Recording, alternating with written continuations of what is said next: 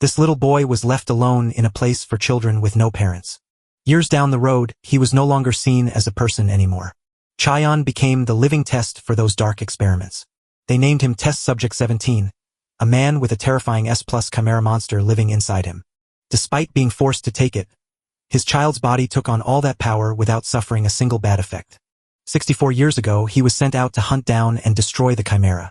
59 years ago, he had forgotten who he was. Time went by, but the experiments just got messy. Chaeyeon had stopped being a person and was now just a trapped animal. 20 years ago, he turned into a full-blown monster. But 3 days ago, after getting the Chimera Cell 527 shot, everything shifted and he became human once more. His mind woke up, and now Chaeyeon could finally be free with this scary power. One day, a strange red tear just popped open in the clear blue sky.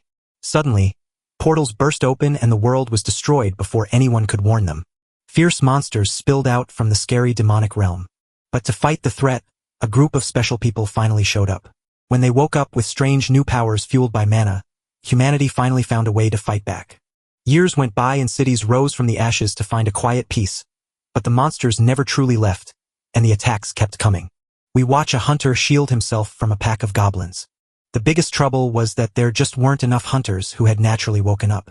With the monster waves too strong to stop, scientists turned to lab-made creations as their only hope. These weapons were built just to fight the monsters from the portal. They earned the name Chimera Hunters, becoming a brand new hope for everyone. We found out they were made from prisoners, portal minerals, and monster cells. The desperate fight to stay alive let us build huge numbers of chimneys. That mix of science and hunting tricks cut down the number of deaths a lot. Slowly but surely, the cities and people began to heal and move forward again. The story moves to a secret lab where two scientists finish their late-night check in the basement, and one points out that Subject 17's arms look like they're rotting. One warns the other to stay back, but the other shrugs it off because the thing in front has no brain to worry about. He points to his rotting right arm, wondering if this is a side effect. The scary part is that the creature's eyes seem to know exactly what's coming next. One frightened friend urges the other to drop it, since the chimera is being thrown away anyway. They simply spun around and walked away, leaving the creature all by itself in the dark. Inside the director's office, they tell him that number 17 is a total lost cause. They tell him his body is falling apart. The director leans in to ask just how much time remains. The scientist replies within a month or two, leaving his partner totally surprised. The director makes the tough call to put him in the line of fire to keep the fleeing hunter safe. He gives the order to hold back, letting the chimera perish without a second chance. The view turns to the dark, evil land where the chimera stands all by itself out there. A huge flying monster dives to attack our lone soldier, but the chimera doesn't even flinch. It uses its special powers to catch the creature in the air. Suddenly, other monsters jump in from a distance, hurling fireballs at it. A huge worm bursts out of the ground and lets out a scary roar to scare the fallen chimera. Suddenly, the chimera shoots skyward, catching the monster completely off guard. It uses its own speed to cut through the enemies flying nearby. Then, it swallows up a huge amount of magic power to form a giant lightning ball. It unleashes a crazy amount of power, sending a massive bolt of lightning down to strike everyone on the ground. The power is so fierce that it fries the monsters in just a few seconds. Hunters watched from a safe distance and whispered how amazing the S-Class Chimera really was. One noted that the portal hadn't closed even after 3 days. But he says not to worry because with a chimera there, they can handle it.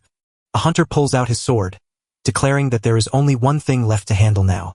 All they have to do now is wipe out the tiny monsters that slipped past the big attack. Suddenly, the red portal starts to shake, looking like it's about to shut right in front of us. The hunter gives the final sign, and the mission is done. The group leader yells for everyone to head home, while the chimera stays behind to finish off the last monsters. As the group pulls back, the female hunter wonders if they've left the chimera behind. The leader replied that they were told to leave it alone since it was going to die anyway. The young woman feels sorry, but her partner tells her not to pity the creature. He says those items are just tools built to do whatever they're told. The chimera takes a terrible wound to its hand in the fight, yet it keeps charging forward without giving up. In the end, they all turn out to be monsters. Its only job was to get the hunter home safely, and nothing else counted. A gross monster showing human teeth appears, drooling and ready to pounce. Even tired, the chimera pulls itself together for one last big attack. It shoots a flash of lightning to prove it heard the command to stay back. In the end, there was nothing left for it to do but finish its final job. The command was clear: do not come back. With his hand pressed firmly against the ground, the mission was finally over. Even as it tore itself apart, the Chimera's instinct still tried to turn back, but it was too late. The last order came down loud and clear. With no return possible, the mission ended in failure, leaving the Chimera marked for the scrap heap while the hunters walked away alive. It stood alone and wiped out more than 1,800 monsters before finally falling. Then, its hidden history surfaced, showing that it was once a human who had been taken against its will. His mind is like a broken film projector, replaying a perfect movie while he can't make a single thing it shows make sense. Even though he doesn't fully understand, he still watches every moment of his past life with total focus. The story jumps back 79 years to the day a man left a little boy at an orphanage. Years down the road, the director gets him back for hitting a friend who had teased him earlier. The orphanage door slammed shut, proving that life inside wasn't easy. The caretakers, fed up with him, kicked the boy out into the snow, leaving him all alone. While they lay on the ground, the men in black showed up and grabbed him to take him away. He finds himself in a lab, forced to become the latest person tested on. So he becomes number 17, and the scientists give a strict command that he must never try to run away. The scientists carefully inject the special S+ cells into subject number 17 to move the experiment forward. Now they watch closely to see how the boy's body will respond. Everyone was shocked that he had no side effects and looked perfectly human. Seeing that he was made of different stuff, they pushed him harder until he finally showed a reaction. The scientists gathered to keep testing the boy. Then the memory jumped back 64 years to show him learning how to fight. Now grown up, he steps into the real fights against monsters. He used his electric powers to smash anything that got in his way. He turned into a hero by protecting people from endless monster attacks. A mother and daughter thanked him over and over again for saving their lives. Even though people felt sorry for him, he just shrugged and said it was fine without showing any sadness. Suddenly, the memory snaps back 59 years, and he finds himself lost, staring around without any clue as to where he is or what he was doing before. A scientist walks up to the man standing still and asks if the memories are confusing him. The man goes wild with joy, shouting that the side effects have finally arrived. Years down the line, we finally see the results from 15 years of testing on those monstrous cells. He became the lab's greatest creation, a weapon with power beyond measure. 20 years ago, a kind soul told him he was a good boy. His terrifying look made a woman scream in terror, and everyone else called him a monster they should never trust. His mind jumps back 3 days to the exact moment he launched his final attack. As his body falls apart, he nods that every mission is done, then stands alone to watch the sunrise and accept his fate in this forgotten place. But then, a bright and strange glow starts to rise from inside his broken body. This energy starts rebuilding his body, starting with his spine. The 52-7 monster cells start healing fast. The flesh and muscles of the first 17 begin to heal and reshape themselves. Then a flash of light bursts forth, so bright it leaves the battlefield in total blindness. He comes back to life, confused and asking himself what is going on. Defying every chance of failure, the Chimera hunter came back to life, completely free from all his burdens. Walking by himself, he wonders if he's finally become human again. Peering closely at his own hand, he realizes the monster cells are still alive and moving. The 17 brand has faded, and as he sees he's been thrown away, he suddenly feels a strange kind of freedom. He came back to life because the phoenix cells inside him burned away the ashes and rebuilt him. Even though it seemed impossible, his body somehow found its strength again. He feels stronger than ever now that the bad spells and side effects are gone. With his past life as number 17 gone, he wonders if he can finally live like a real person again. He still recalls the scientist telling him to try helping others. The advice was to try saving at least 1,000 lives. The scientist offered the name Cheon-dun, but he thinks it's a huge joke. Now he pushes forward, but the idea of revenge keeps slipping into his mind. He knows he needs a target right in front of him to take his revenge, but honestly, after all this time, the urge for revenge has almost faded away. He thinks to himself that if he ever finds them, he'll figure out what to do then. He turns to face the sun, ready to begin a fresh journey his own way. He decides to just try living like a regular person for a while. First, he notices he's totally naked and realizes he needs to find some clothes. Walking through the desert, he has lost track of time and can't even remember the last time he put on clothes. He stumbled upon a forest and a river, but he had no clue how to make clothes in the wild. He slowly steps into the bushes to peek around. Suddenly, he jumps when he spots something hiding in the bushes. He spots a dead griffin that looks surprisingly unharmed despite how mighty it once was. Peering more closely, he spots blood and realizes the victim was poisoned. He's thrilled because he was desperate to find leather to clothe himself. He turns his own arm into a sharp, stylish blade to do the job. He recalls those lab dissection classes where he planned the perfect cut on the creature. But when he touches the beast, a purple glow suddenly hits him and makes him jump. Realizing the griffin's corpse is spewing out a deadly poison that his body can't handle, he makes the bold choice to take the hide anyway. He pulls the skin over his body and says it's not bad for a first try. Next, he heads to the river to clean the beast's hide he found, only to realize the leather is far tougher than he expected. Then the guy spots an easy fix. He beats the hide with every ounce of strength he has, refusing to stop even as he wonders if that's really how you make leather. After a while, his skin finally turns soft and perfect, just how he had hoped. The hunter nods at the size and gets ready to slip into the outfit. But back at camp, a baby griffin with flames on its head suddenly appears. The creature jumps him just as he's concentrating hard on cutting up his new outfit. With a single powerful blow, he punches a hole right through the middle of the skin for his head. Next, he quickly fashions a belt from a strip of vine to bind around his waist. By the end of the story, the monster's leather outfit fits just right and looks totally cool. He realizes the beast's poison is still lingering in his new gear. He's too lazy to clean up, but he's shocked to find the baby griffin isn't dead. As the tiny creature lets out a loud scream, he suddenly realizes he can finally understand what it is saying. He suddenly understands that the creature must be immortal, which is the only reason it is still alive. Once he'd have killed the beast without a thought, but now that it's too weak to strike back, he jokes they both got lucky since this is his second life and he's finally ready to enjoy it. He waves goodbye, saying that if fate has it, they'll cross paths again somewhere down the road. Now that his clothes are ready, he sets off to find a new house. Suddenly, a huge, screeching centipede jumps out and shocks him. The monster looks down at him, hungry and ready to make him its next dinner. Even though he's in danger, he just grumbles that the cave is too dark. He slashes the beast's head off with one strike, and green liquid sprays out. He looks at the dead bug and realizes this cave isn't a good place to live. He keeps searching and finally reaches a snowy mountain. But right there, he crashes headlong into a furious yeti who is not happy to see him. He turns away because he knows food is scarce there, and later, he walks right past a pile of smelly mushrooms that make his nose wrinkle up. At last, he spots a filthy, dark cave but turns away to keep searching. He searches until he finds a cool spot right at the top of the cliff. The landscape with the waterfall was so incredible that it surprised him with nature's beauty. Curious, he dives from the top without a second thought. With a mighty splash, he crashed down onto the riverbank like a superhero landing. He sees the water is crystal clear and swarming with fish. The fish are huge, scary piranhas, and he's already imagining roasting one to eat. With easy food in hand, he starts to picture building a house right nearby. The spot is filled with flowers and fresh air, making him even more excited. He stands right in the center of the open space, knowing at last he has found the perfect spot. Grinning, he decides to build Cheon-Dun's house right there. The ground is flat and ready, the perfect spot to begin his new life of peace. But suddenly, a dark electrical portal tears open in the sky, breaking the quiet. A heavy object is violently thrown out of the portal, smashing onto the ground and sending a cloud of dust flying everywhere. Through the thick smoke, he spots a tiny, sparking robot with red eyes that suddenly asks if this place is the demon realm. He looks at the pretty flowers and the beautiful view, feeling how fresh the air feels right there.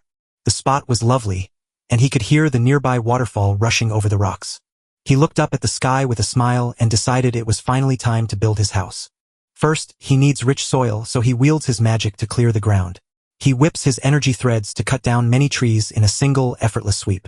He pulls down the massive tree trunks as if they were nothing, proving just how absurdly strong he is. Now that the trees are cut down, he believes the land is ready to start. He wields his magic to find and pile up only the finest pieces of wood. He thinks he has enough wood from the trees he cut, but he notices the ground is lumpy and uneven. To make the ground flat, he just punches the earth with all his might. The land turned flat and sunny, which made him feel very happy with what he'd made. As he presses his hands and feet into the earth, he marvels that his body now moves exactly how he wants, all on its own. First, he grabs a heavy chest and sets it down in each corner to start the build. He feels free and has fun because this is the very first house he's ever built. Next, he begins laying the floorboards, racing through the work with incredible speed.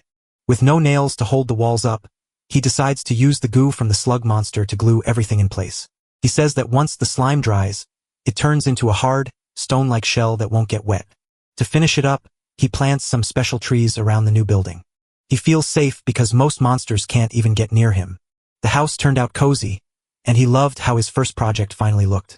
But he feels something is missing, so he tries to remember what a normal house should have. He remembered a lab class about how houses used to be back in the day.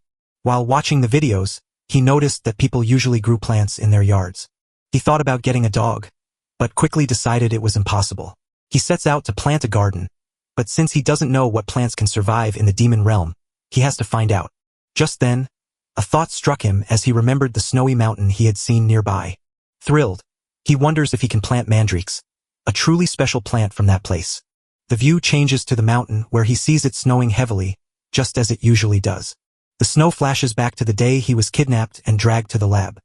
He remembered the cold was so fierce that being taken by strangers felt like a warm hug. Dune feels lucky to be a chimera since he never has to fear the cold or hunger. And as he senses powerful dark energy nearby, he knows he is almost at his goal before he spots the tiny plants hidden in the snow, proving his long journey was worth it. He explains that mandrakes are plants so sensitive to their surroundings that to take one, he must choose the youngest and most adaptable. He slowly lifts the tiny plant, knowing its loud, final scream is already coming. To his shock, the Mundere just made a cute noise, leaving him completely puzzled. Curious, Dun picks up another one and watches it react with the same quiet calm. He looks at the two tiny beings in his hands and wonders if they are whispering while they sleep. It turns out the scream only happens when they are raised by humans in quiet places. It makes sense they wouldn't scream out there, yet he's puzzled that they don't even try to run away from him. He suddenly understands that they now see him as an equal, simply because of the cells inside him. Thinking this was a great idea, he tucks them into his makeshift belt because less stress is always better. He starts picturing the day they become strong enough for him to ask for some roots to brew tea. But a cold shiver crawls up his spine as he remembers that taking the fruit by force turns it deadly. Suddenly, he feels hunters close by, and can't help but wonder why anyone would risk climbing such a deadly mountain. With a grin, he heads to the gate to peek at what these guys are up to. The view shifts to show desperate hunters being used as bait by their own friends. A pack of white monsters lunges at them, ready to strike with no mercy. The strange beast snaps its jaws, showing off razor-sharp teeth and wriggly tentacles where a tongue should be. The hunter builds a wall of ice to stop the beast's wild charge. But when he sees just how powerful the monster really is, he freezes in fear, convinced that this is how he will die.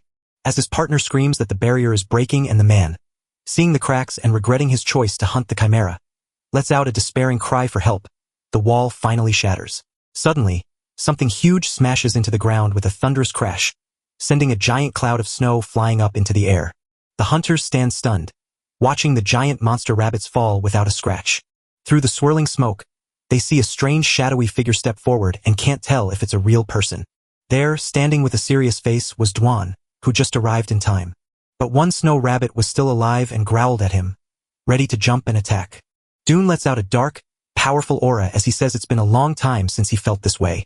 With a scream of terror, the last monster rabbit bolts away in panic, running right behind the rest of the pack. The hunters stood in shock, unable to believe that a low-rank monster had actually run away just by staring at him. One of them pulls out of the shock and thanks Dune for saving their lives.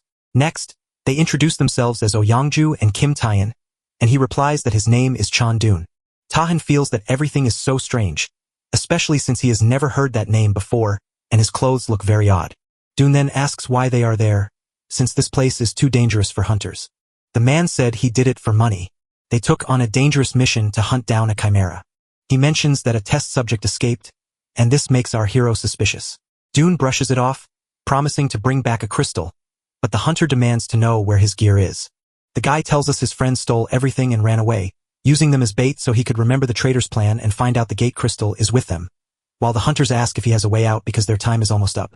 We find that hunters will die if they stay out in the open too long, where the dark energy from the demons can kill them.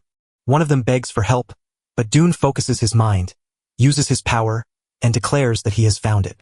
Before Dune could even answer, he launches into an impossible leap into the air, leaving the two hunters completely stunned.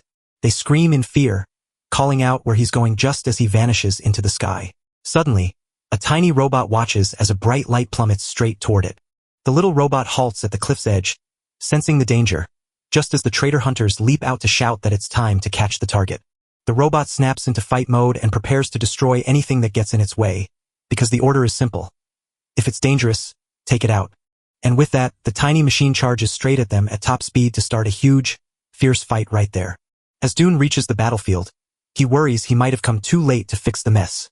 He spots blood splattered on the ground and realizes the hunters must have rushed away. Glancing at the scattered gear and strange footprints, he realizes the monster must have changed its shape while they were fighting. He still remembers how they talked about the mechanical test subject that ran away from the lab. They say it's made of liquid metal that can change its shape at will. Dune grinned, impressed that the beast had taken down 5 top B hunters all by itself. The scene shifts back to the other hunters, where Sianju admits he's beaten and his body is twisted by corruption. His friend is losing hope and pleads for him to keep going, reminding him that his wife is expecting a baby. Tahan tries to bring hope, insisting that a miracle could happen right this very second. But when he looked up, he was totally stunned by the amazing sight in front of him. And there stood Dune, shining brightly as he shouldered every bag the others had left behind. Without a second thought, the hunter drops to his knees in the snow and begs for help. Dune remarks that there are no more gate stones left because they were all stolen. Then the man hands over 2 checks for $1 million each, telling them it's their only hope to stay alive. Our hero pockets the money, figuring that while he doesn't need it right now, it might come in handy back in the human world. With cash in his pocket, he smashes a gate stone and tosses a chunk to his friends. A portal bursts open and the hunter bows his head in thanks, promising that he will never forget this favor. As the man tries to help his friend, Duan just stares at the cash he's holding. He asks, "Didn't stones cost only 200,000? And the hunter replies, "But now they are worth $1 million. Hearing that, our hero feels like he ended up charging way too much. With a grin, he says he'll give the change back in a different way. Dune suddenly unleashes a burst of blue mana, and the hunter freezes in fear, knowing it's too dangerous. They were told that if their magical forces clashed, both would die instantly, but to everyone's shock, the dark energy was cleansed instead, leaving the man stunned. His friend wakes up, and they hug each other in shock, celebrating that they are both still alive. They drop to their knees in gratitude, completely baffled by who Chan Da-won really is. Back in his own land, he has settled down and is thinking quietly after the mess. He finally made it to his cabin, feeling good about the surprise money he brought back on this trip. He notices the Mundara has opened its eyes and knows it's time to plant it. With that, he digs a hole in the ground to make a new home for the tiny creature.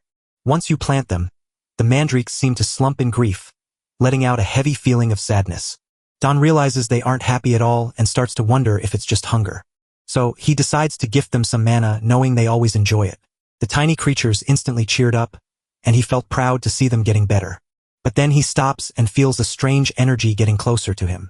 He realizes instantly that the hunters are looking for the target hiding right there in the brush. Don decides to put his worries aside for now and quietly tuck away the money he just earned.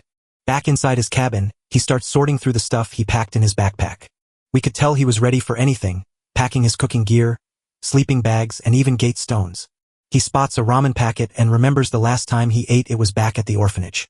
With a huge grin, he says he's hungry and decides to cook that ramen. He walks down to the nearby river to fetch just enough water for his recipe. As he gets closer, strange and mean fish leap out of the water to attack him. He remembered that folks often toss extra goodies into their ramen to make it taste even better, and he was right. Thinking it through, he chooses to go for a fish and punches one of the monsters.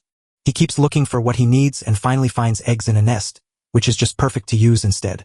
With no green onions around, he scrambles up a tree to snatch a herb that ought to do the trick. Now that everything is in the pot, he turns around to get things cooking. From a safe distance, the tiny robot quietly crept closer to watch him. The robot watches the man cook with curiosity, trying to figure out what he's doing there. Back at his cabin, he starts a fire and realizes the recipe never mentions when to add the fish. So, he makes a bold choice to throw everything into the pot at once, even though the mix sounds strange. The planted Mundara begins to smell the food and looks very curious. But the smell is so weird and overpowering that they faint, wondering if ramen was always this strange. The robot sniffs the food and even drools from wanting to take a bite. It decides it wants some too and starts plotting a way to get it. It recalls a glimpse from the lab and suddenly changes its foot into a dog's paw. The machine transforms into a puppy that remembers humans just like dogs do, ready to help the less fortunate. A fake dog crept up whimpering, but Dune knew right away that the mechanical thing was just following him. He finally gets the robot's trick. It turned into a dog and pretended to be hurt just to win everyone's sympathy. He notices the robot is young and still learning, leaving him to wonder how it managed to get out of the lab. The puppy hung over the pot, drooling as it waited with excitement for a bite to eat. Even though the grub looked strange, he decided to take a bite just to see what it tasted like. He feeds a bit to the dog, and they start eating together at their rough table. But the creature freezes in confusion, unable to make sense of the strange flavor. The scene shifts to a memory of young Dune slurping his ramen noodles with a big smile alongside his fellow orphans. We watch him eat his warm meal, his face glowing with pure happiness and fullness. Then the taste floods back with such force that he is instantly back at age 7. The robot sat right in the middle of the forest, puzzled because the sweet scent had vanished into thin air. It smelled so bad that the mandrakes got sick and threw up a strange liquid. Suddenly, Dune turns to the child and tells the dog that if it's full, it's time to go. The puppy spins around and tries to limp away on his back leg, but the boy catches him, even though he had been limping on his left leg just before. The robot stumbles away in embarrassment while a grinning young Dion watches. Once he finished eating, he chose to wash his clothes because he was tired of wearing that smelly leather tunic. He grabs a piece of wood, trying to be gentle so he won't tear the clothes, but he hits too hard and smashes the ground all around him, leaving the wood there as he stares at the mess he just made. Though he was totally drained, he still said it was fine. He still has one more shot to get that car clean. He sees the metal beast turn to stone and keeps walking closer to watch him. We watch the little robot follow him the whole time as he washed the dishes in the river. Even when he went to look at flowers, there was that thing hiding inside a tree, just watching him. Just then, a buzzing bee lands nearby, and the robot, still stuck in its tree shape, jumps with fright. It runs away screaming while turning back into its true shape, showing that it fears bees and acts like a 5-year-old kid. Spoke in a weird, robotic way, but our hero didn't even care. Dune knows that this feeling is a normal reaction for young chimera who have been given new memories. As the little robot begins to overheat from its panic, Dwan just stands there admiring the beautiful flowers. Finally, he finishes the task, only to realize that washing clothes is much harder than he thought. He's finally happy because he's got a clean shirt again. The shirt seems too tight, so he leaves it to dry and heads off to check the mandrakes. The stone robot peeks from afar with wide, curious eyes before snatching the shirt right off the drying line. It attempts to slip into its own clothes, copying exactly what Dune just did with his. The robot calls itself the new master of the shirt, which it now wears like a tunic. Suddenly, it starts changing, growing hair and taking on a much more human shape. Now, as a little girl, the creature feels whole and perfect in her new appearance. When Dune reaches the garden, he finds the mandrakes looking sick and wasted, and he can't figure out what's going on. He thought he'd cleared everything, but when he digs again, he finds something completely different. The guy digs up strange bugs from the ground and realizes he might have nearly killed his plants by accident. So he decides it's time to build a garden as big as his house. But then, a small girl steps out from behind a tree, looking nervous as she tries to speak to him. He is shocked to see that this time she truly wants to talk about real things. She asks if that house belongs to him, and he nods, telling her it's where he lives. The girl asks if he's from around here, and he decides to tease her just a little. So he goes along with the act and asks which tribe she's from, leaving the girl completely confused. She points and tells him she came from the waterfall, so he makes up the story of the Coco tribe to explain it. The girl awkwardly agrees, yet he reminds her the clothes are his, and she simply replies that finders keepers. He waves it off, asks what she needs, and she reveals she was kicked out of school and asks for his help. With that, the little girl screams as loud as she can, begging him to let her live with him forever. He asks why she wants to live there, and she answers awkwardly, saying the place is bug-free and feels much safer because it's a house. She pushes for her wish, and Dune sees that she only needed a quiet place to rest. He says yes but warns her she'll need to help, which makes the girl thrilled. First, he says, we must get the field ready to welcome a new Mundara home. She snatches the tool with such confidence that it proves she's strong and ready to help. Once the words were spoken and the work began, the girl proved her crazy strength by tilling the ground. He watches her every move, guessing she's either too honest to hide who she is or too confused to know how to act. So he steps up, asks her name, and leaves her wide-eyed and stunned silence in her tracks. She claims she has no name yet, but she promises to make one based on a flower she once saw.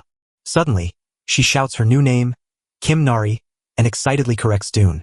They hurry to finish the stone fence, making sure everything is just right for the mandrakes. The tiny plants are thriving in their fresh new spot, and he wishes he'd made the switch way earlier. But then he sees Nari has gone silent, staring with a look that doesn't seem right at all. He asks why she is crying, and she tells him that the mandrakes reminded her of her friends. Dune is so puzzled that he can't believe she ever had friends in the lab. Her mind flashes back to a hunt in the woods where she chased strange, weird creatures. The girl says she saw a monster that looked like a chick, and he just tells her that's totally normal around here.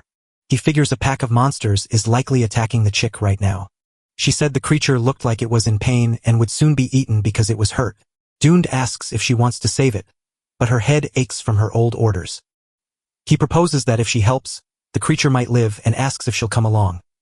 Instantly, she screams that she'll be right back and rockets off at high speed into the woods. The view shifts to a horde of mantis monsters swarming over their target. A tiny white creature screams in agony as the monster beats it on the hot sand, until a brave girl steps forward to shield it and shouts at the beast to stop hurting the little animal. With tears in her eyes, she vows with all her heart to save it. The scene shifts to a crying boy while his friend might be chosen as a test subject for being the best. In a different memory, a sad yellow creature is lying all alone on the ground. The story jumps back in time to show kids attacking a robot just because he wasn't like the rest. Someone slams their fist into the dirt with pure hatred, screaming for it all to end. Back in the fight, the girl gets flung by the giant bug's strength. Fuming with anger, she cries out that bullying the weak is terrible before charging the beast with all her fury.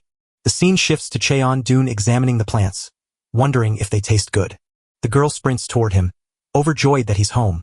But then her face falls and she shrieks that the tiny creature in her arms won't wake up.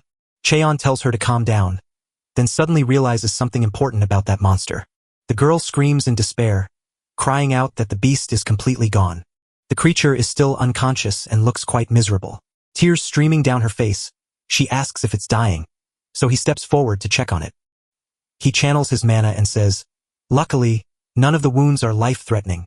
It's explained the monster grew smaller and changed color, and he confirms it's the same immortal beast he met before.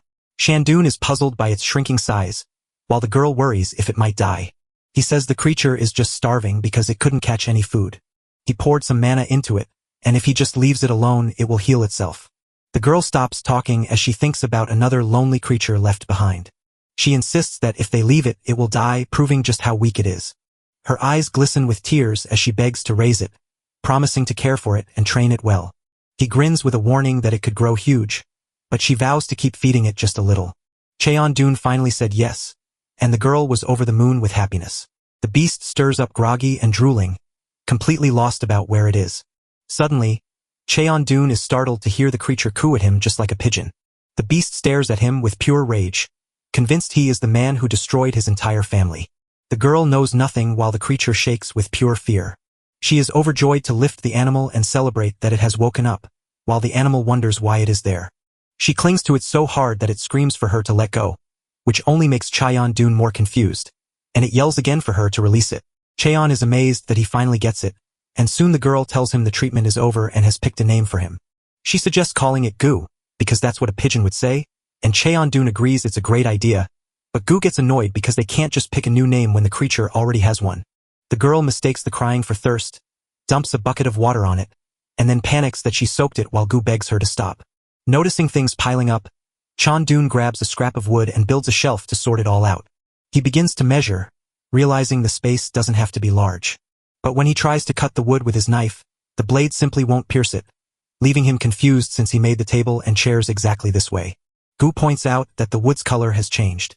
The one he's using feels much softer. Cheon-dun wonders if different woods are harder, which shaking Goo finds surprising.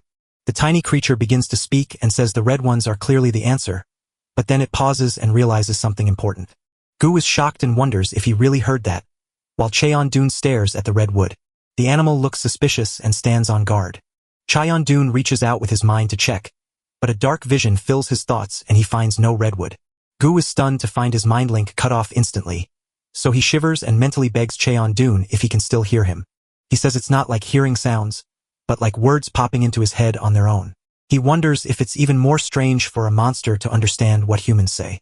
We know Goo is a smart monster of a kind not many people see. Changing the topic, Cheon-dun asks straight out if they've met before. Goo nods, explaining that he wants to find him again, which leaves the big guy feeling puzzled. He told the story of how he was saved, and now he just wanted to help someone else for the first time. Cheon-dun declares it perfect and calls for immediate help, leaving Goo stumbling in shock. Goo agrees to lead the way to the red trees. The scene shifts to the girl sprinting away from a blast, screaming that she hates the lab. Slumped on the ground, she looks up at the roaring fire with despair, complaining that it's far too hot. Another huge explosion blasts the girl backward, and she panics, fearing the lab is chasing her into the flames. A mysterious man shows up and his tracker reveals that the target is a mechanical creature. He steps into the fire to save the kid, even though it's not a heroic move. The guy readies to charge into the flames, knowing his own life hangs in the balance. He blasts the helpless girl with a huge wave of fire. The villain screams that he will end everything just as the girl shrinks back, bracing herself for the worst.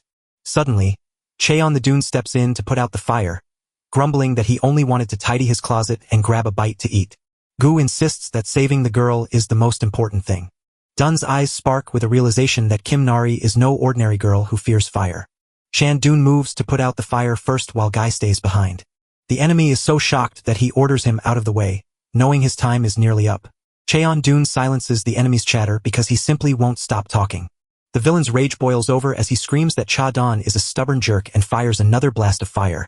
Desperate for Cheon Dun to step back, but the man doesn't even flinch. He just points a finger, and suddenly a light begins to shine. Just then, a huge beam of power shoots at the man, eating up every single spark of fire. The enemy was blasted with full force, left confused and thrown back by the sheer power of the explosion. Once the dust has finally settled, he asks Nari if she thinks it's safe to go now. The little girl gently wipes away her tears. He was still shocked that he managed to put out the fire. He tells her that whenever fear strikes, just knock it out like a puzzle to solve it. Cheon Dun stomps on the unconscious enemy's head to wake him up. He tugs the guy's hair to drag him up, only to find it's just a wig. The foe was completely bald and had the number 19 inked right on his forehead. Everyone was stunned to see their enemy was not only bald but also so young. Sunlight glints off the smooth skin of his bald head, making it perfectly clear he has no hair. Nari bursts out laughing at the hilarity of the bald guy. She says, "Now he's not scary anymore," which leaves Chan Dun thinking that this guy wasn't someone Kim Nari should fear or lose to. Gu tells us that telepathy can not only show us memories but also pass them straight from one mind to another. The scene shifts to a lab where a mad scientist lets out a creepy, evil laugh. We get a close-up of his face. His evil grin wide while his glasses gleam with wickedness. The slimy beast shrinks back in fear while the scientist laughs, claiming it finally grew a proud little ego. He stretched out his hand, glowing with blue light, and claimed it was only a test of how tough he was. A sudden flash of light reveals that the test was anything but friendly. Back in the present moment, Chan Dun praised Nari for taking a brave step toward healing from her past pain. He can't decide what to do with the guy, so Gu perches on his head while Nari comes up with a plan. With her hands on her hips, she proudly announced she had a brilliant idea. The plan was just to tie the bald guy right under a massive waterfall. Nari shouts that the bald uncle is evil and claims his scary fire goes out when he gets wet, but Cheon Dun just gives her a grumpy look while thinking she's learning too fast. Gu stops him and asks what he's up to. Don says he's gonna get some water for the ramen. Nari jumps up and cheers, shouting that his fish ramen is absolutely delicious. He wonders if the Coco tribe enjoys a bowl of ramen too. She plunges into the water to hide her true identity. The bald man with hair hanging over his eyes decides that this hunter must be at least an A rank. As Nari swims, he wonders if Cheon Dun holds even more power, even though a shadow hunter like him shouldn't be eating ramen here. Suddenly, Nari pops up with two weird fish and shouts that she caught them. But Chan Dun says to use only one before she starts putting the beast into the pot. The prisoner is so scared he thinks the boiling monster will make everything smell terrible. Nari runs with a happy grin, absolutely eager to dig into the ramen they're about to make. Just as they were halfway there, she suddenly shouted and made them all stop to wait a moment. The bald man, feeling desperate, offers to cook for them if they just help him get down. Beneath the bright spotlight, the bald man got ready, but to some people it was just a bowl of plain ramen. He carefully tears open the pack and carefully pours out the seasoning. But for him, just holding those noodles felt like a huge deal. With his life hanging in the balance, he faced the terrifying glares of those two. He sticks to the usual way because he has no other idea on how to cook.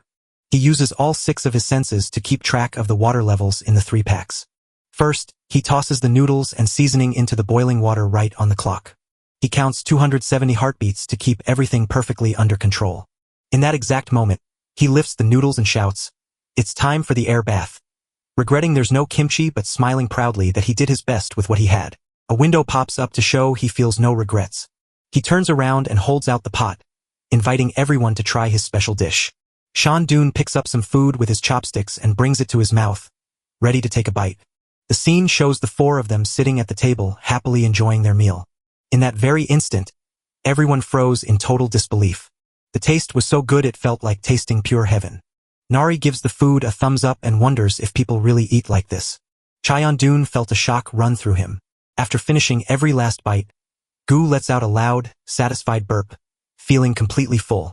The bald man walks up with a proud smile and asks if the food tasted good. Cheon-dun tells the cook to ask for whatever he wants, leaving the man completely shocked. He told us the food was so delicious it couldn't possibly be free. He grants the wish, leaving the bald man awkward as he stammers that he, too, has a request. Suddenly, he bows and begs Cheon-dun to teach him, asking to become as strong as the legendary hunter, which leaves our hero completely confused. He offers to cook, boasting that he's a frying chicken master just like his dad.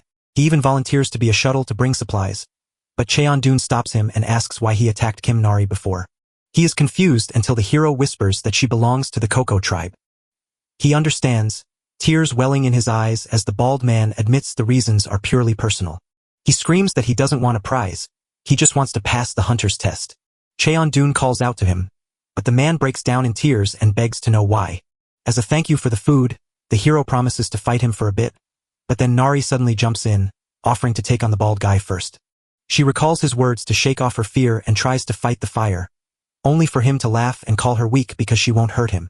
The hero holds up a giant black rock that is harder than diamond, then nervously laughs and says you need to be a special rank to break it. In an instant, the rock shatters with a crushing boom, sending the man flying backward from the force of the blast. His heart pounds like a drum as cold sweat drips down his face, leaving him in total shock and unable to make sense of what just happened. Nari jumps onto a stool and yells for the bald uncle to finally come and fight her. We meet Namkul, the once promising hunter who has now woken up. He woke up with special powers when he was only 8, which is truly rare. He locked his eyes on his training and unleashed all his power during the exam. By mixing his natural gift with lots of effort, he grew up very quickly. The hunter grew fast and became famous, living days that felt perfect. He dreamed of being the best, but then he found hair in his hands and felt his heart break. As soon as everyone else woke up, his hair started falling out so fast that by his early 20s, he was already bald. He looked for help at clinics, but the doctor told him to just stop trying. Hearing those words, the hunter breaks down in tears, knowing there is no way out. The story jumps back in time to show off his handsome face and amazing talent. Back then, he was seen shining bright, but before long, that light faded away. The outcome was a total standstill and they fell flat in the test.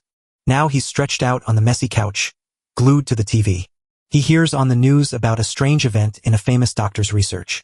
The doctor admits he accidentally spilled some rare liquid metal right on his head. Everyone was shocked when his hair started growing back even though he was almost 90. Namkizio jumps to his feet right away, convinced this must be a lie.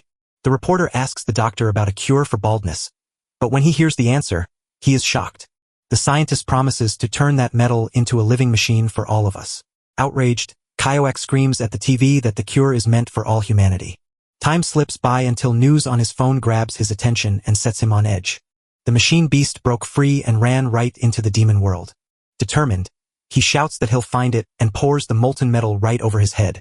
The scene shifts to Kazook lying face down in the dust, completely lost.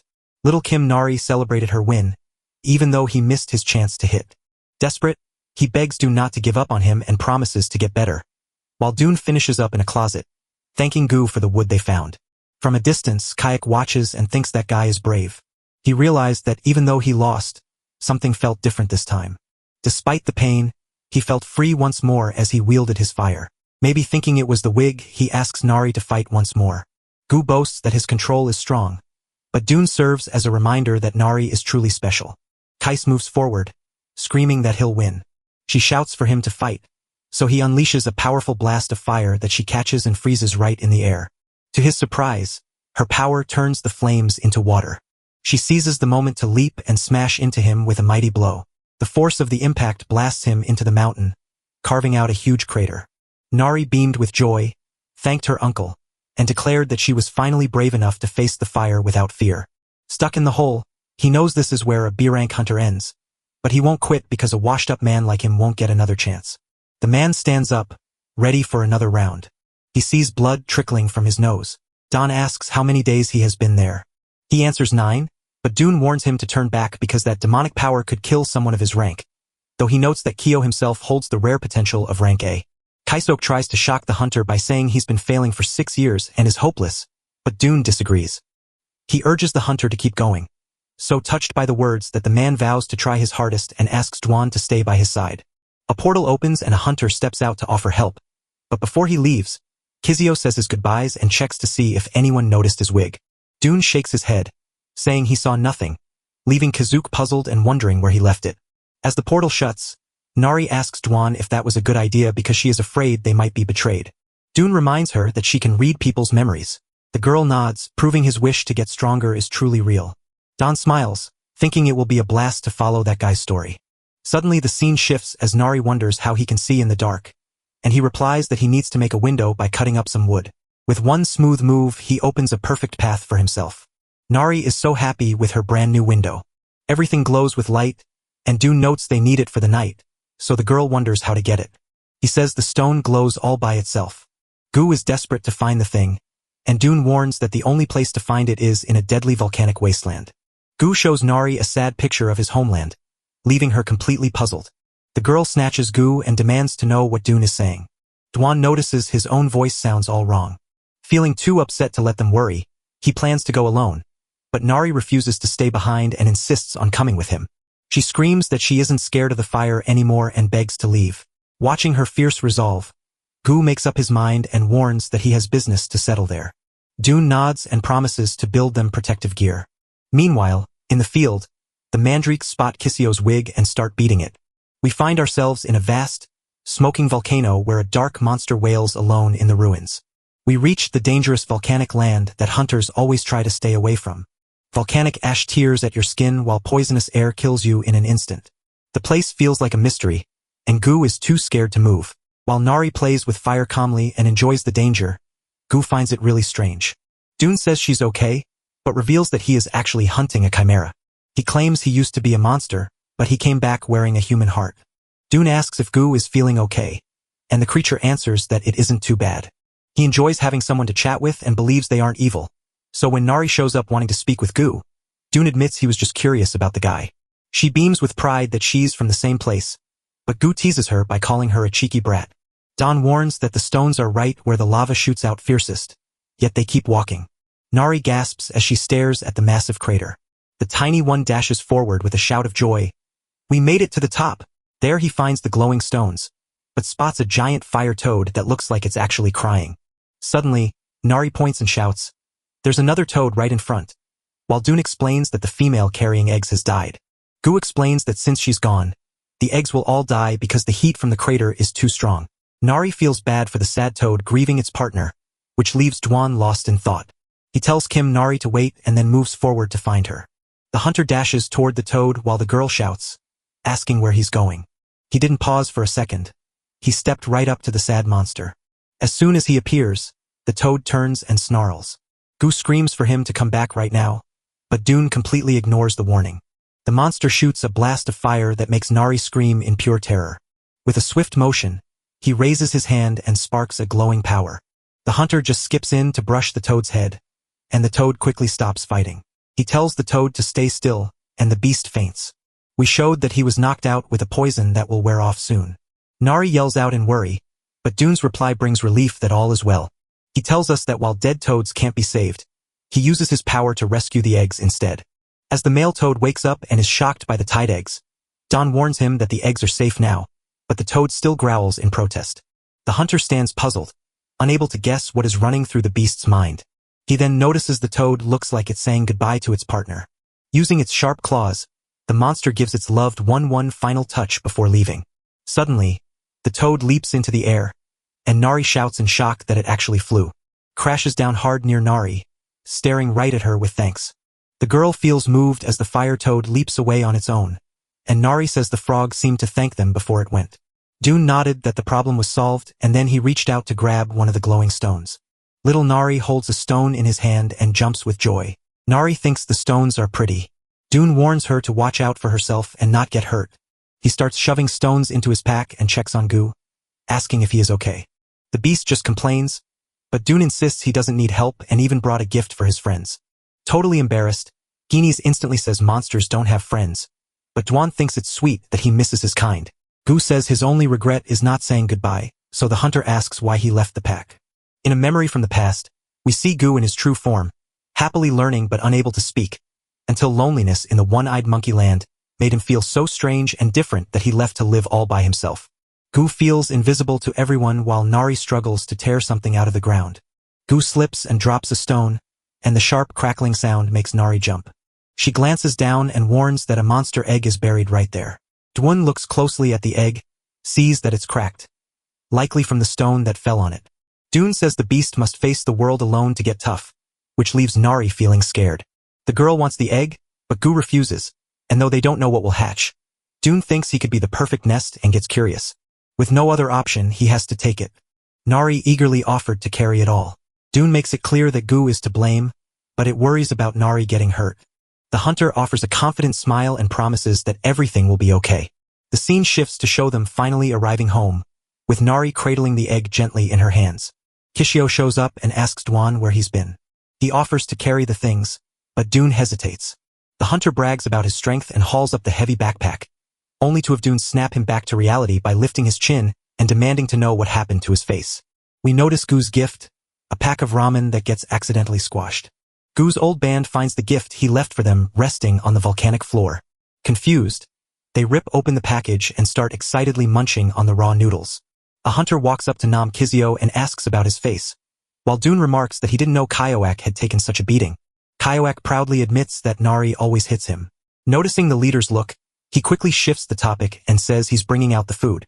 The story turns to Dwon, who takes a knife and begins cutting into the glowing stone. Nari stepped up with a curious look, wondering what he was up to and asking him right away. He says he'll hang it from the ceiling to make it look pretty. Nari cheers him on, calling him super smart and praising how clearly he explains things. She also notes that he seems kind, recalling the time he helped a monster. With a smile, the girl tells him he looks a lot like her dad. Dune is shocked and asks if her father from the Coco tribe is safe. The story shifts to a breathtaking sunset under a sky bathed in perfect, pleasant weather. But Gu is lying on the sand, complaining that his body feels like it's melting away. He can't stand the heat and falls asleep right there, snoring loudly, until suddenly a giant shadow with two glowing red eyes appears right in front of him. It was a bunch of tiny critters leaping out to surprise attack Gu. A tiny creature whirls around with its special trick to hit Gu, but the strike only hits his belly and blasts the creature backward. Gu spins around, annoyed, and Nari asks why they are fighting. Namkasak bursts through the crowd shouting that the wait is finally over, and he steps forward with a plate to reveal his carefully made fried tofu served on a jerry. The guy feels proud because this simple recipe always leaves everyone impressed. With everyone gathered around the table, he invites them to dig in, claiming the meal turned out just fine. Before they begin, Dune asks one more time what happened to his face. Tio turns red and trips over his own words while scrambling to make up a reason. He says he went to the Hunters Association to take a test to get promoted. Dune sums it up by saying he got into a fight after being provoked for failing, while Kyo adds that he couldn't take the jokes about his hair falling out, only for Dune to point out that he just shaved it and wasn't actually bald. Furious, Kyo begins to speak and says that hair loss is a total mystery. Dwan questions when the test is, and he answers, it's in 60 days. So Dune declares it is time for special training, which makes Kyo jump with excitement. He told the man that his first job would be washing dishes. He tells the hunter to scrub the bright stones clean with ash. Ko grumbles, but Dune insists he can stay B-rank if he really wants to. With that, he calls Nari out for a fishing trip, leaving the poor guy stuck with the chores. The guy stood frozen, watching the two figures drift away until his gaze dropped to the messy dishes, and suddenly he understood why his boss had to act that way. He stepped forward with the fire of a true genius in his eyes, proving to everyone that his hard work was real. Nam Kaisak is so proud of his hard work that he keeps pushing until he finally earns a B rank.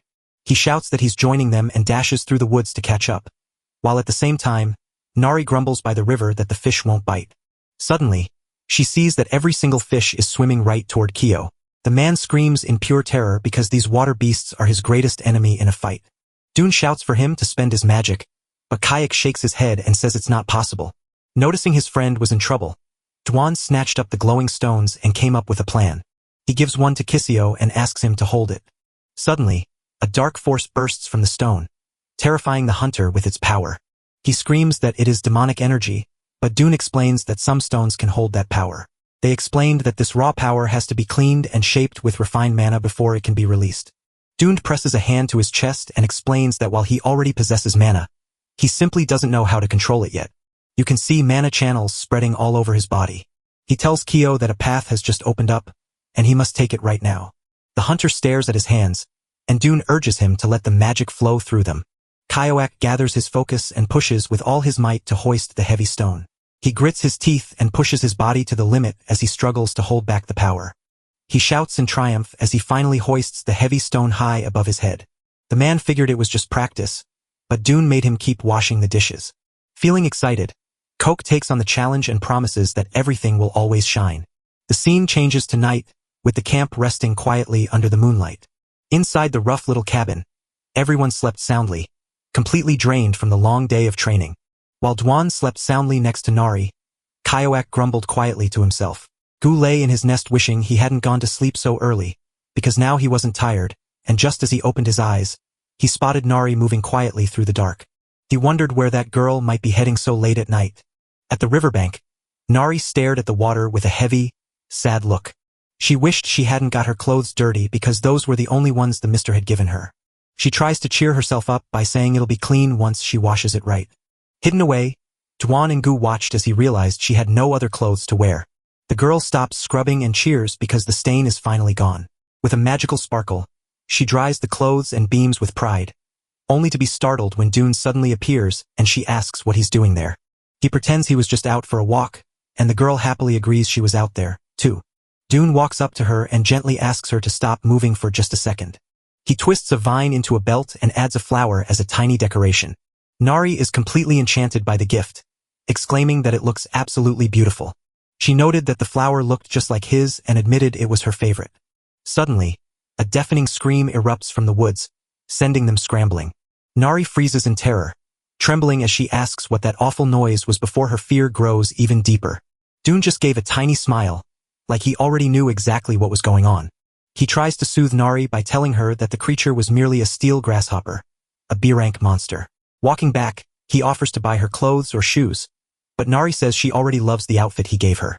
As the scene shifts, Dune steps out of a portal into a human city to lend a hand. Yet he can't help but feel that it's wrong for her to own just one outfit. He wanted to bring her along, but her pain was still too deep to bear. He chuckles at the silly idea of using a portal stone just for this and starts looking for a shop. He thinks the shop might be shut, but right then a voice calls out to him.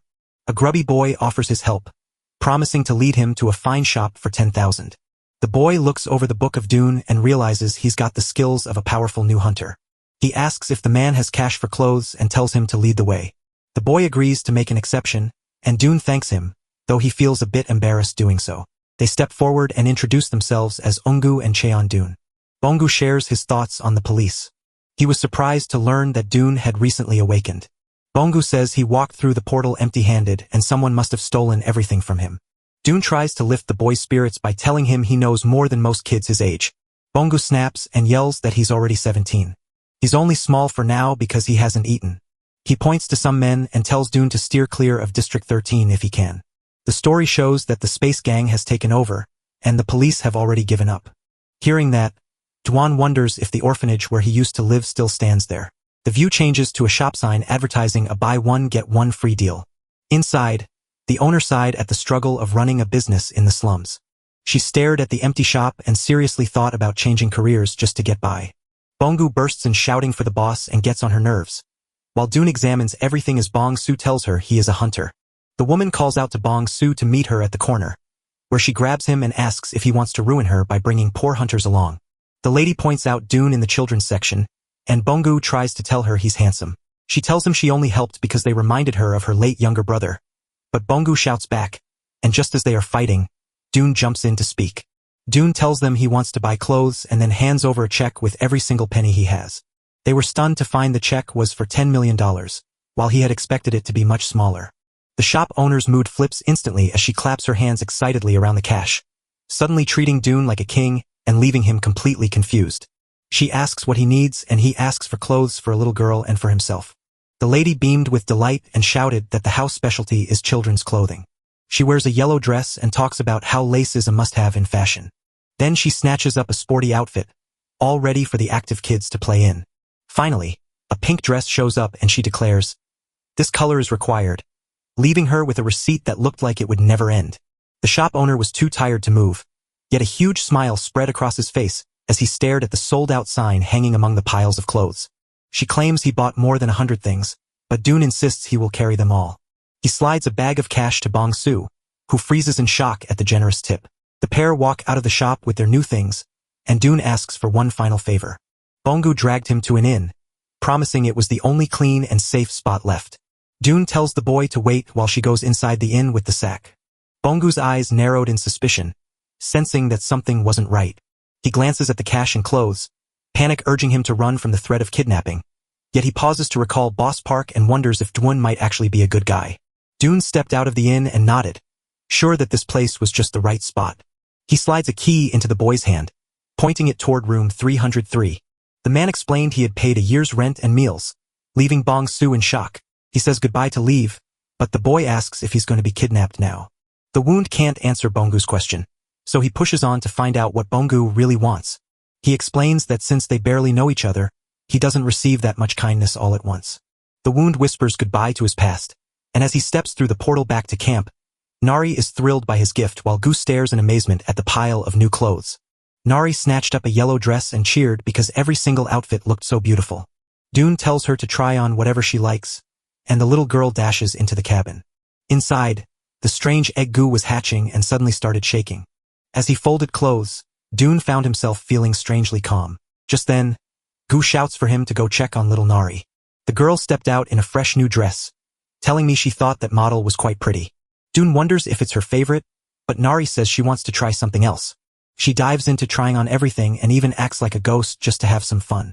Seeing how excited the girl was, Dune smiled and said she was really cute. After a moment, she stomps her foot and declares her new look. She pops out of her chick hoodie screaming that she loves it because it looks like Gu, and the protagonist loves her choice too and asks if she wants to fold clothes, which she happily accepts upon seeing the huge pile, though Gu worries aloud about where they'll store so many clothes. Dune shows her his plan to grow the house so he can build a closet just for her. He says not to fret, as he's already made plans to get the right wood cut. A massive explosion erupts in the forest exactly where he pointed. From the swirling dust, Namkasak steps forward to say he's ready to train. He bowed and claimed he had taken great care of the equipment, which left Dune completely puzzled.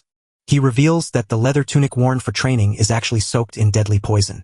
Kyoak gets super excited, thinking he's found the secret to getting stronger, but Dune doesn't even hesitate before telling him to put on the outfit, which leaves Kyoak totally shocked. The protagonist orders him to put it on and go cut wood, which makes Kyo panic completely. Suddenly, a puppy starts barking in panic at the shaking egg, and everyone rushes over to see lava cracks spreading across its giant shell. Dune shouts that the creature is moving violently and looks ready to hatch, while Coach hides in terror, begging to know if a disaster monster is about to break free. But Nari insists it can't happen, claiming a super cute monster will definitely be born. Before anyone could react, the egg shattered completely and the two let out a terrified scream. From the inside, a sharp claw and a rough, scaly tail pried the shell apart. It looked like the beast had a fiery temper, and every sign pointed to a truly dangerous monster. But to everyone's surprise, a tiny, super cute yellow serpent pops out. Nari is totally bewitched by the tiny creature, while Kyoak just doesn't know what kind of animal it is. The tiny monster leaped off the table, bursting with energy ready to burn. Suddenly, the strange beast jumps high into the air, leaving everyone stunned by its chicken legs. It lands straight on Kyoak's face, who is frozen solid and can't move at all. In a panic, he runs screaming and tears the wooden building apart. With goo dripping down his face and time running out, Kyo finally grabs the logs to get the job done. He could hardly pull air into his lungs as the poison choked him, leaving him to wonder how Dune could stand while wearing it. At the same time, the hero stretched out feeling great, convinced that folding laundry was actually a blast. A sudden shout cuts him off, warning that the new creature is eating the bread. Nari cradles the tiny beast in her arms, whispering that he's so well behaved because he knows she was the one who saved him. She gets the idea to call him Sasa because he looks like a snake. Sasa loves the name and dashes across the field, leaving Nari far behind.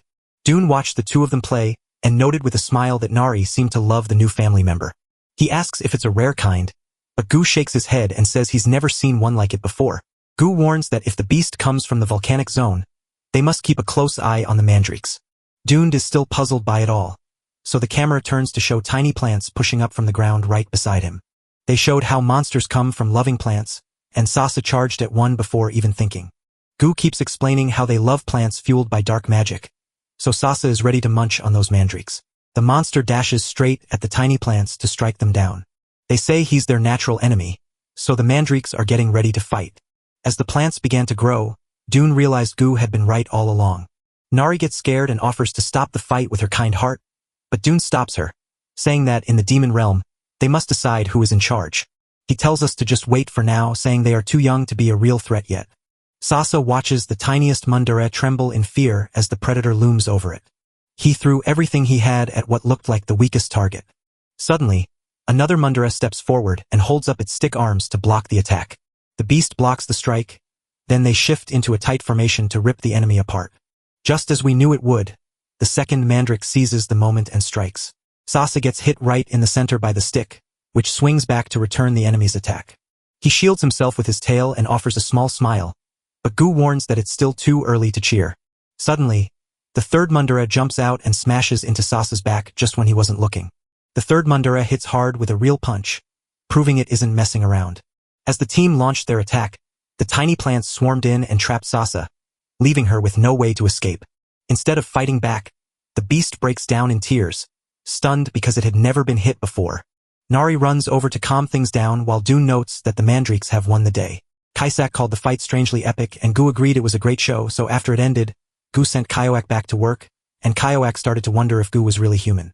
Suddenly, the view changes to a huge, open sea beneath a bright, cloudless sky. Suddenly, a giant beast burst from the water and soared straight up toward the blazing sun. Suddenly, a terrifying beast with a man's torso and a dragon's lower half bursts into view. Its powerful muscles rippling beneath skin stretched over massive, shadowed wings. He looks wild and wears a Fong necklace that makes him seem super powerful.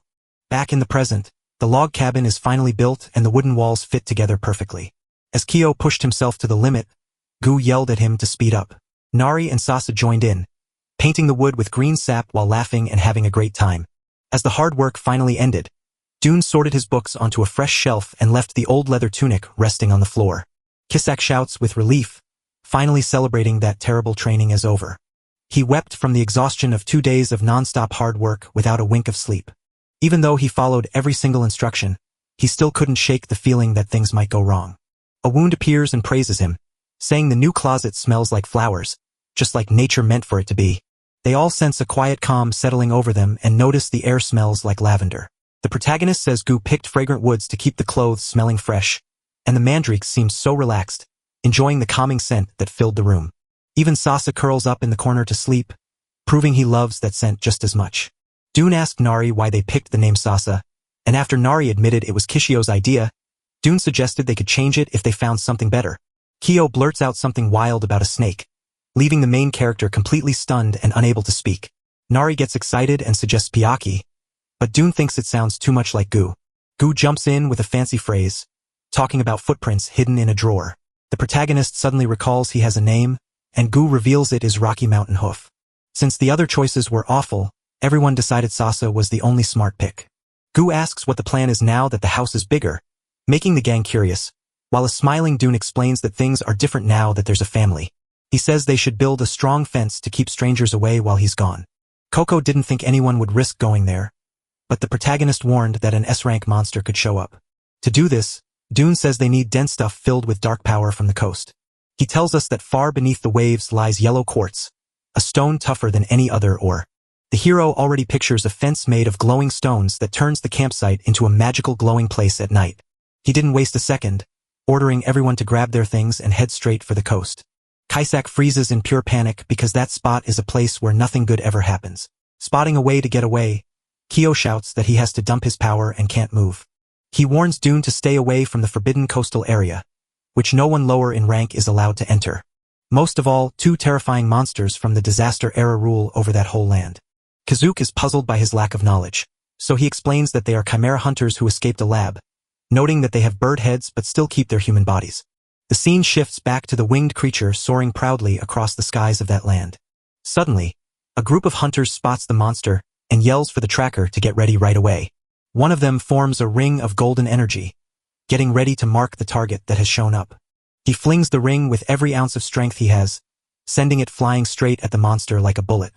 The blast flashes bright as the beast flees, leaving the hunter to doubt the rumors about its strength.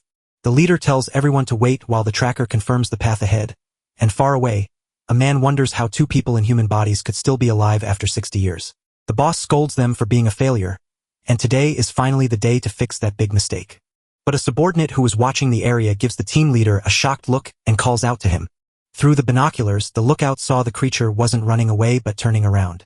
He freezes in terror as the monster charges straight at them, ready to strike. The desperate leader screams for everyone to build a wall to defend us right now. The beast dives down faster than makes sense, getting ready to smash straight into the wall. But the defense crumbles instantly, sending the leader flying with a violent crash. Dust kicks up as everyone gasps in shock at the sight of the barrier shattering from just one hit. The monster readies itself in the air once more, so the hunters know exactly what is coming next. That's when another monster shows up and the two begin a brutal fight. Lying on the ground, the leader yells in confusion, trying to stop the madness around him. In the scene, little Nari punches the monster and screams for it to stop hurting the weak. The monster freezes in shock, wondering if the tiny girl hiding there might be a chimera just like him. Then we see Dune and Nari looking down at the two giant monsters without a shred of fear. Nari yells at the Birdman for bullying, but the main character sees things exactly the other way around. The hunter aims a strange gadget at Dune and shouts that a metal monster is hiding there. The protagonist recalls the tracker on Nari and knows it's going to cause trouble. Our hero can't believe he's meeting that same guy again. He steps up to the Birdman and asks if he's forgotten him. Dune says they were roommates, leaving the creature completely shocked. He continues saying he didn't think he was still alive, and the monster begins to recognize him. Seeing the scene, a hunter warns the guy that he looks suspicious and they should run away. But Dune knows they can't just turn back now, because it will cause trouble. He makes up his mind to clear out the place, and the Birdman finally remembers everything. The memory of the stench in the cell came flooding back, a smell he would never forget. It turns out the two of them were the only ones who knew that special scent, since they were the only guinea pigs in the world. The creature calls him number 17, a name that shows they have known each other for a long time. The story jumps back 66 years to a forest near the TDA lab. Bright searchlights slice through the dark as someone screams in a last-ditch effort to get them to stop. A little girl clings to her brother, shivering and saying she's freezing as they run away. He limped forward on his battered legs, doubting if he'd made the right choice. He wonders if it would have been easier to just let the girl go. The Birdman mourns that she never truly changed, leaving her wings useless to her. She tells him her wings feel warm, but he says it's okay and just needs her to keep running while he yells for Gia to hold on a little longer since they are almost through the forest, until he suddenly stops in shock because he has found someone who might be able to help them. Number 17 stood right in front of him, and the Birdman was totally shocked by what he saw. The boy says he heard in the lab that the other guy was having really bad side effects. He warns that even if he runs away, a powerful explosion spell will end his life in just 3 days. The Birdman gets annoyed and says he doesn't know what it's like to live that way. The story jumps back to a moment where his sister pleads for them to run away. She cried so much, saying she just wanted to live like before, even if only for a day. The Birdman wonders if living a long time while hugging his sister matters more than living freely for just one day. Then he fills with courage and challenges number 17, telling him to stop stalling and fight. The boy stands frozen with a serious face, but then number 17 shocks everyone by popping a huge doorway right behind him. The Birdman stares in shock and wonders how he ended up with a portal stone like that. The boy says that in the dark realm of demons, one of two things must happen. His human life fades away, or the monster inside him wakes up. He says that if the man truly craves freedom, this is his finest opportunity to embrace the life of a monster. He knows the lab's explosive spell won't work there, but he's worried a human might not survive it unless they gather enough magical power to shield their body from the demon's dark energy. The Birdman hates the help, but seeing guards coming makes him want to go until the boy stops him, reminding him that they've been roommates for 4 years without even knowing each other's names. Yubum introduces himself and then asks his cellmate for his name. With a spark of hope, he reaches out and introduces himself as Cheon Dune. The story jumps back to now, where Dune looks at two hunters and demands to know their names. The squad leader stands there, completely lost and wondering why he even bothered coming here. Dune opens the portal and tells everyone to forget what they saw, leaving Gurius wondering how the trick worked. Turns out he carries cells that wipe away other people's memories, and a whole lot has gone down because of it. He looks at the Birdman, calls him Yubum, and the Birdman is shocked that he remembers. Little Nari walks up and tugs on Dune's shirt, calling him Mr. She wonders if he and Uncle Sparrow are friends, and Dwan says yes, which leaves Yubum puzzled. In a sweet moment, the girl tells Yubum that her tribe and the Sparrow tribe are friends, and after Nari apologizes for thinking he was mean, Yubum still can't understand what they're saying. But then hunger strikes and she asks for food, which makes Yubum wonder if she might be Dwan's daughter. The view changes to a massive house on the beach that looks just like a bird's nest. Duan raves about how well he built that giant nest. He then presents a bowl of food and invites them to taste what he has prepared. A massive grilled sea creature from the demon realm sat before him, steaming and soft like melted butter. Little Gu doesn't wait a second before reaching out to try that strange treat. He was stunned by the taste, feeling such a sharp freshness that it felt like he had swallowed the whole ocean. Nari couldn't stop eating, amazed as the shellfish seemed to dance on her tongue with every bite. Dune gives it a try and finds that the red moss makes everything taste better, just like adding a special spice. Yubom feels happy that they enjoyed the meal, so he gently asks them to take their time while eating. Suddenly, panic seizes the birdman as his eyes go wide with shock. Dune sees his friend trembling in despair, unable to speak a single word. It turns out Nari was stabbing him with a knife, screaming for more food, and with eyes shining with excitement, she asked if he'd make more if she caught the shellfish herself. She dashes to the beach with Gu and Sasa, promising they'll earn 10. Yubom remarks on how amazing it is that Dune was brought back to life thanks to immortal cells. Don wonders if he still wants revenge on the TDA lab for everything they did. He answers sometimes yes, but since his life isn't terrible, he'll stay calm. Then he turned the question back on them, warning that the explosive spells are still trapped inside their own bodies. Dune grew worried and asked why his head still felt strange and hadn't returned to normal. The birdman looks calm as he says he could turn back, but he won't. He noticed that Jia's face changed, and she would feel terrible if he was the only one who was normal. Don stares with a serious look and asks one final question to be sure he already knows the truth. He tells his friend he has less than a month left, and the birdman nods, saying he already knew.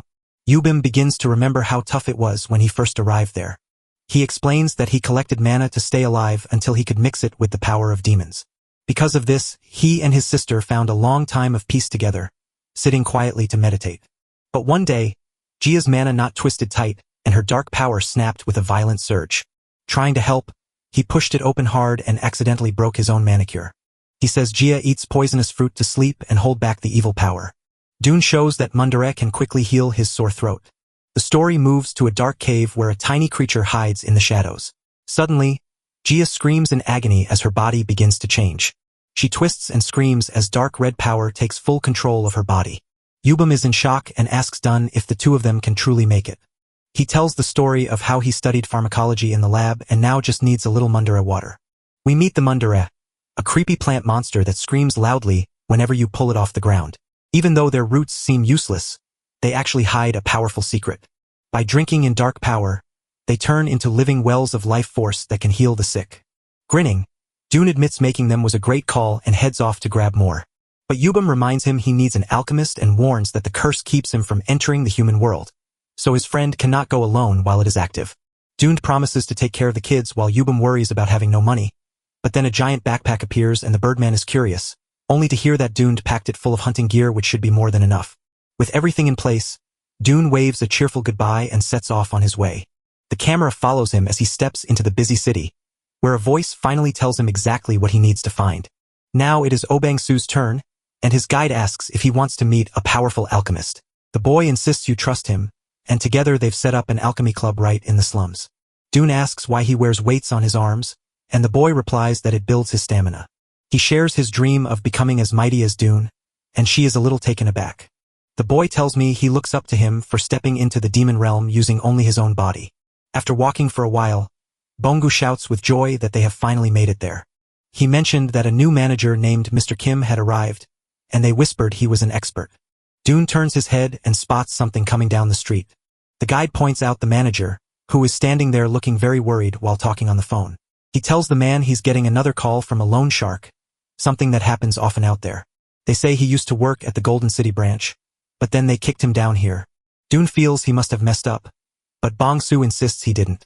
He claims that in the Golden City, one of his bosses stole the subsidy money. The boy recalls it was director and a man known for taking credit for other people's work. When manager Kim spoke up about the scheme, they marked him as trouble and threw him out. Back in the present, Bongu greets him and the manager knows him at once.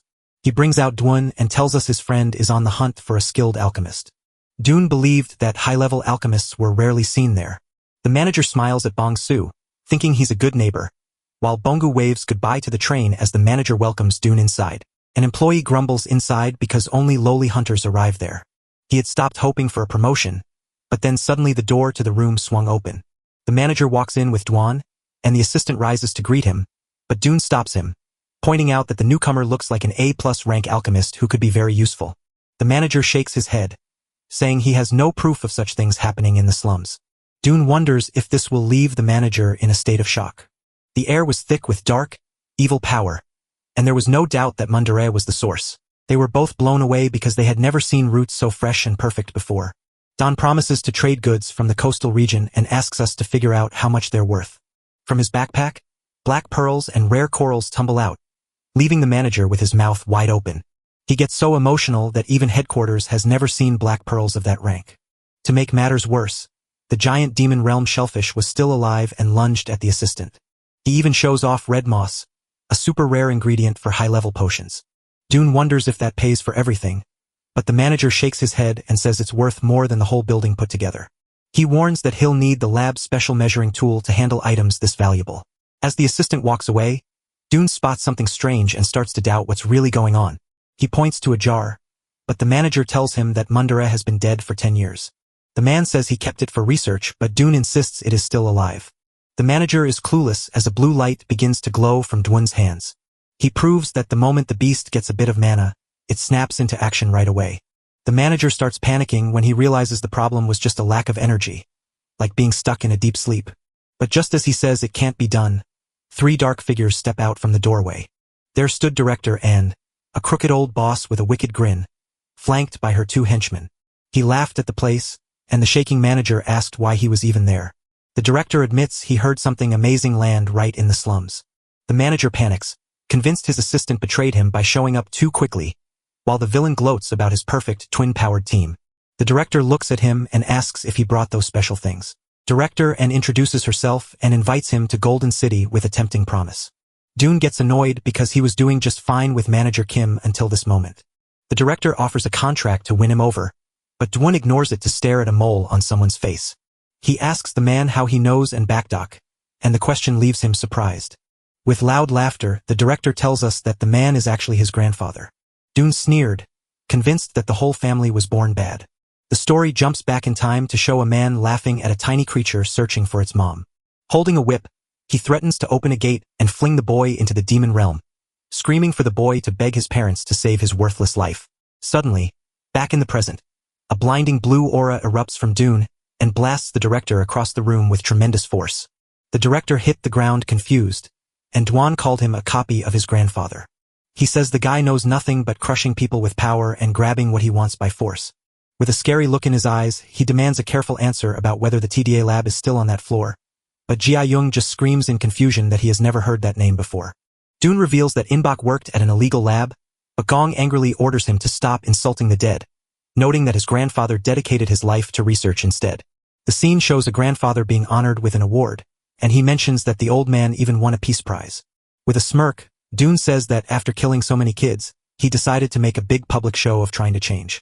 He says he thought the old man would live longer and asks if the fall from the window was the cause, which makes Gong panic because he doesn't understand how anyone knows about this secret incident. In the scene, the grandfather falls, and Dune steps forward to admit that he pushed him. The flashback shows a tiny Dune figure standing in a shattered window, watching as he admits to pushing the old man first after being threatened with being thrown into a portal. Dune promises to let him explore his grandfather's past and the secrets of the TDA lab. They say he tracked down Boch Dio's grandson and kicked off his experiments right at 9 o'clock. His turn into a monster started when he was 20, and now those days feel like a blur. Back then, he lived in a wild world where no one had built a society, and only one rule mattered: survive. It was made clear that he acted purely on orders and instinct, with no thought to why or who he was. The scene shifts to him sitting alone in the office, realizing that a long time has passed since then. Manager Kim rushes into the room, beaming with excitement as she thanks him for waiting. He passes over 2 bottles of clean water, telling her the ingredients were top-notch. Don jumps in to cover the cost and instantly offers to sign a personal deal with him. He just needed to gather the ingredients, leaving the manager to do the hard work of putting them together. The man stares at the offer in shock, while Dune points out that he could actually buy a building with it. When Dune sees the manager weeping, he doesn't get why until the man explains he grew up in the slums. A flashback shows his parents borrowing a huge amount of money from dangerous loan sharks. He says that even though he spent his whole life working hard just to pay off his debts, he never seemed to get any closer to his goal. Back in the present, The manager sheds many tears and wonders how he can ever return this kindness. The Dune speaks gently to him, telling him not to worry since he will need the Dune's help later. The view shifts up to the sky, and he turns back toward home, hoping everything is okay. As soon as he steps off, he sees the dirty ground and knows he has made a huge mistake. He looks at the Birdman's cold body and realizes he should have guessed that Gia would completely lose it. From the pocket of his clothes, little Sasha begs her to stop, but it simply doesn't work. The skull-masked monster lets out a deafening roar, completely losing its mind to blind fury. In a flash, she lunges at the Birdman, clutches him tight, and hurls him away. The unlucky man is flung hard onto the ground, kicking up a cloud of dust where he lands. He ended up in a small crater and knew it was too late to try anything. But then Gu looks worried and asks if his uncle is okay after that fall. Nari shouts out in worry, asking if the pain is bad, while Gu tells him off for getting hurt. Even hurt, he vows to keep his promise to Dune. Turns out he's going to do this because Dune once saved their lives before. He launches a stream of feathers at the creature like deadly missiles. He rushes forward for one last strike, whispers a final goodbye, and tells her to find happiness in the life that comes next.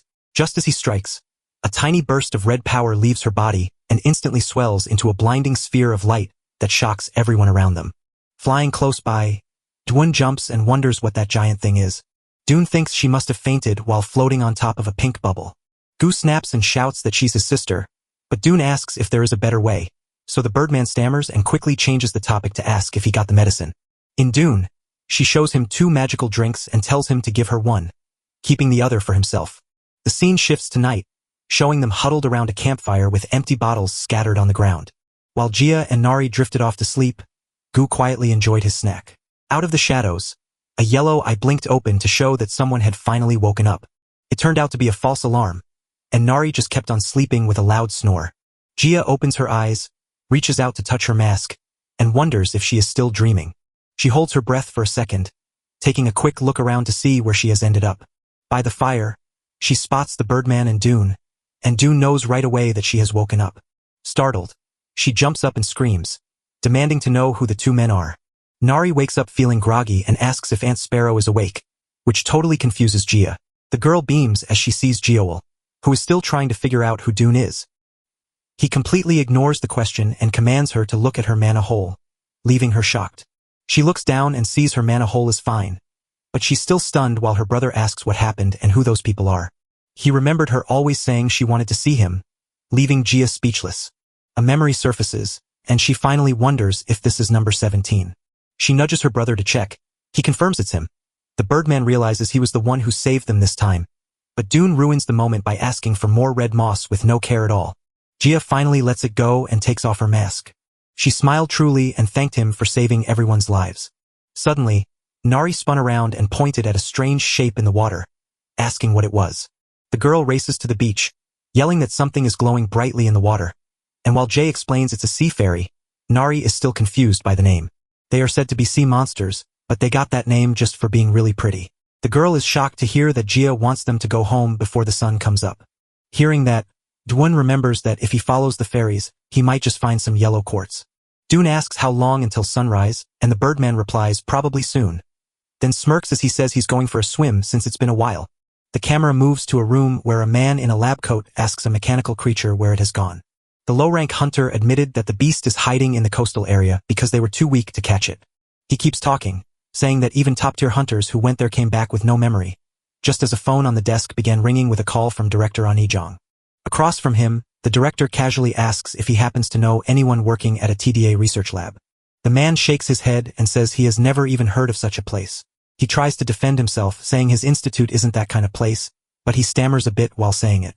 Sitting all by himself in the room, he recalls how Professor Inaxio always told him to stay honest with his research. Hana Yongdu hangs up with a wicked grin, reminding everyone he'll never forget the master's lessons. He pauses, lost in thought as he wonders how a criminal lab's name slipped right out of that grandson's mouth. Just then, there's a knock at the door, and he shouts for them to come in. The researcher bursts in with a briefcase, shouting that the plan worked. He stepped up, and the researcher showed him how the liquid metal and mundare worked perfectly together. He opens the briefcase to show the little creature they made, the liquid metal mundare. The director loves the result, and he knows the mandrakes are built to track perfectly. The idea was to mix this with liquid metal, which holds onto things very tightly. He can't wait, so he orders 3 times the reward and calls the elite hunters right away. He promises he will hunt down his masterpiece, little Nari, no matter how high the price. The camera shifts to a beach where the Birdman stands with his arms crossed, staring out at the sea. He notes the necklace is made of quartz and thinks the person who made it is pretty strange. By the crackling fire, Dune warmly invites them to come visit his home. He says his cooking is great, but the Birdman thinks it's strange and wonders if he lives in the demon realm. Dune tells me the place is pretty cool and wonders why we can't just go to the human world. He wonders if the Birdman is coming back, and it makes him think hard. A flashback reveals a past filled with bad memories, leaving him to wonder how everything turned out so differently. Dune discovers he might finally break the spell on his body, leaving him stunned. He tells us about an expert alchemist named Kim who runs the place. The idea is to ask him to look into spells, but warn him to think it over without getting his hopes up. The Birdman keeps quiet for a moment, mulling over the offer. He wonders why Dwan keeps helping them even though they never do anything to make her.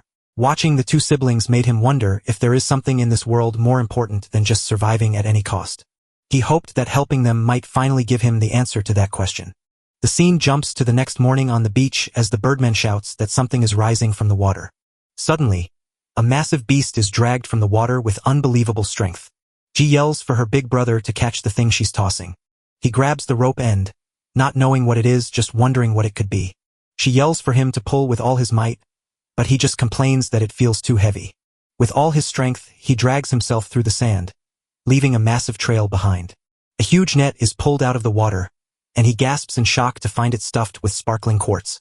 Gu stares in shock at the ridiculous pile of stuff, wondering if anyone minded at all, while Dwun and Nari splash out of the water looking like they had the time of their lives. He said swimming was fun, and the girl nodded that she had a great time too. The panel reveals that they dived deep into the ocean and danced with sea fairies. Nari jumped when a fairy suddenly landed right on her head. They say their home looks like a palace, and Nari wants to head back, but Gu wonders how they'll carry all that quartz to the forest. Dune says he'll need to think about it, but then he hears something strange, looks up, and freezes. All at once, a massive, vibrant bird swoops into the sky, stealing his gaze. He sees the creature and wonders why a parrot with a beak is flying all by itself. Nari thinks the parrot is pretty, but Jia warns that it only looks nice from a distance. They're so big and scary that nobody dares to cross them. Dun smirked, told me he needed a truck, and that was perfect. The scene shifts to show a few simple mandrake flowers lying scared on the ground. We watch Nam Kayak sit deep in meditation, glowing with a soft blue light wrapped around his whole body. He focuses his mind and feels his mana hole has truly grown larger than before. With a smile, he knows being an A-rank hunter is no longer just a dream. He wonders when his master will return, but then something strange starts coming his way. The tiny metal mandrake glares fiercely, making the lad tremble with fear. Out of nowhere, a hand snaps down and gives the tiny beast a sharp flick to its head. Suddenly, 3 guys dressed in black show up, and one of them kicks the creature while warning that he's about to melt it. The group leader looks ahead and finally sees that someone is watching them. The crowd spots Nam Kizio and begins to mock his bald head and strange outfit. The boy freezes in terror the moment he realizes exactly who those men are. A memory reveals how they once mocked him and left him confused about their sudden return. So Kayak desperately summons the mandrakes to stand ready for battle. The guys realize they are actually wild mandrakes and start thinking about how much they are worth. The leader creeps forward, gently calling out to the tiny creatures, but Kyo steps in to guard them since he knows his master cares for them. The huge Mundare slams its feet into the earth and lets out a roar of pure fury. Suddenly, a burst of blue energy slammed the 3 bandits back with a mighty impact. With dust everywhere, they wonder what's going on and if it's an earthquake. Jia and her brother show up, clueless about who those fallen guys actually are. The camera jumps to the giant parrot, who looks exhausted and is dripping with sweat. As they fly on the beast, Nari grumbles that it's too slow while Dune admits he pushed the horse a little too hard. Nam Ki panics completely, confused about why this is happening right now. He sees 2 shapes and instantly knows disaster-class monsters from the coast are on their way. Then he recalls that Big Brother Dune and Nari headed that way. A terrible fear hits him as he wonders if something awful has happened to his 2 friends. He realizes that in this case he might have to join those other hunters.